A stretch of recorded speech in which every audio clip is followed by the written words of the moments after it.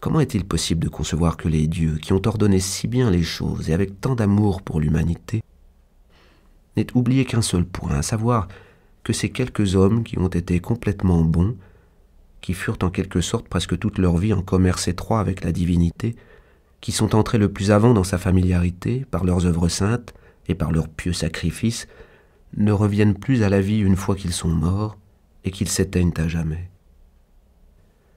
Puisqu'il en est ainsi, sois bien persuadé que s'il avait fallu qu'il en fût autrement, les dieux l'eussent certainement fait. Que si cet arrangement eût été juste, il aurait été possible, et que s'il eût été conforme à la nature n'eût pas manqué de le produire. De ce que cela n'est pas de cette façon, puisqu'en effet il n'en est pas ainsi, tire cette conclusion convaincante qu'il ne fallait pas que cela fût. Toi-même, tu peux voir aisément que tenter une telle recherche, c'est faire le procès à Dieu. Mais nous ne pourrions pas même élever ces objections contre les dieux s'ils n'étaient pas souverainement bons et justes envers nous. Que si c'est là une vérité évidente, il n'est pas moins clair que les dieux n'auraient pas laissé passer dans l'ordonnance de ce monde quelque chose qui, par une négligence étrange, eût été contraire à la justice et à la raison. Apprends à faire par l'habitude les choses mêmes qui te répugnent. C'est ainsi que la main gauche, qui est cependant la plus inhabile, faute d'habitude, tient la bride plus solidement que la main droite, parce qu'elle a été dressée à la tenir. Dans l'usage qu'on fait des principes par lesquels on se guide, il faut ressembler à l'athlète exercé à tous les genres de lutte plutôt qu'au gladiateur qui ne connaît qu'une seule manière de combattre. Le gladiateur, une fois qu'il a perdu le glaive qu'il tient, n'a plus qu'à mourir, tandis que l'athlète du pancrace a toujours ses mains à sa disposition, et il n'a qu'à les manœuvrer énergiquement. Quand quelqu'un me paraît avoir commis une faute, je me demande, suis-je bien sûr que ce soit là une faute de sa part?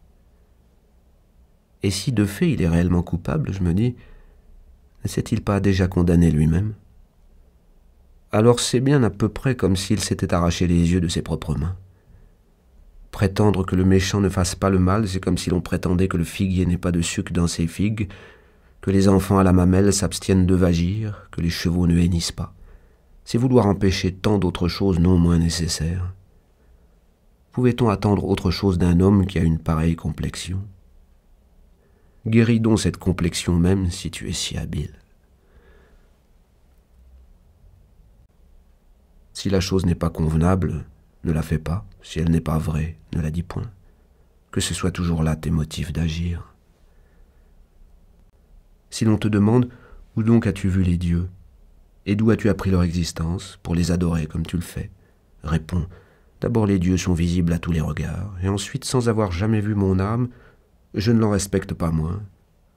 Pour les dieux, il en est absolument de même, et comme je trouve partout des marques de leur puissance, ce témoignage me suffit pour conclure qu'ils existent et pour les adorer. Il n'y a qu'une seule et même lumière du soleil, bien qu'elle se divise en se répandant sur nos maisons, sur les montagnes, sur des millions d'objets. Il n'y a également qu'une seule et même substance, bien que se partageant individuellement en des milliers de corps. Il n'y a qu'une seule vie, bien qu'elle se répartisse à des milliers de natures diverses et s'y détermine de 1000 manières. Enfin, il n'y a qu'une seule âme intelligente, bien qu'elle semble disséminée à l'infini. Entre toutes ces parties différentes de l'univers, il en est par exemple le souffle vital ou les objets purement matériels qui sont insensibles et qui restent mutuellement étrangères les unes aux autres, quoique d'ailleurs toutes ces choses soient également soumises aux principes raisonnables qui les embrassent et à la force de pesanteur qui les entraîne indistinctement vers un même centre. Mais le propre de notre intelligence, c'est de nous pousser à nous unir avec nos semblables, à nous constituer entre nous et à ne jamais perdre notre sympathie commune. Quand on ne trouve bon que ce qui vient en son temps, quand on regarde comme parfaitement égal d'accomplir un nombre plus grand ou un nombre moindre d'actions conformes à la droite raison, quand on ne met nul intérêt à voir le monde plus ou moins longtemps, quand le cœur est ainsi dispersé, quand le cœur est ainsi disposé, la mort n'a plus rien qui puisse nous inspirer de crainte. Ô homme, tu as été le citoyen de cette grande cité, Que t'importe de l'avoir été 5 ans ou seulement 3? La règle qui est conforme aux lois est égale pour tous.